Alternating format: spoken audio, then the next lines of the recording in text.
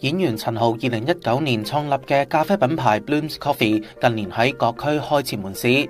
不過近日有網民就發現 Bloom's Coffee 喺觀塘 APM 開業4年嘅分店已經喺月初結業，現時有一間玩具快閃店取而代之。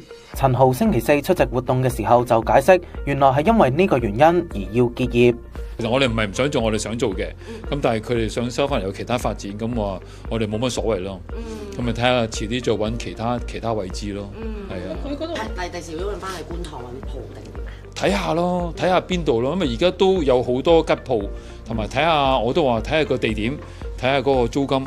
如果係 OK 嘅，我哋咪去馬咯。生意 OK 嘅，好好。OK 其實冇嘢嘅，坦白講冇乜嘢嘅，係啊。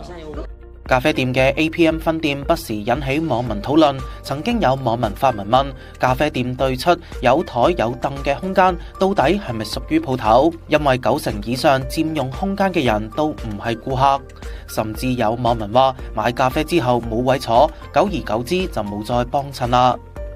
有其他網民就解答：咖啡店對出嘅台凳係屬於商場公共空間，所以唔能夠限制市民使用。翻查食物環境衛生署記錄，咖啡店喺 APM 嘅分店只係有食物製造廠牌照，唔能夠提供堂食服務。根據咖啡店社交媒體帳號，高峰期有6間分店嘅 Bloom's Coffee，而家只係剩翻4間。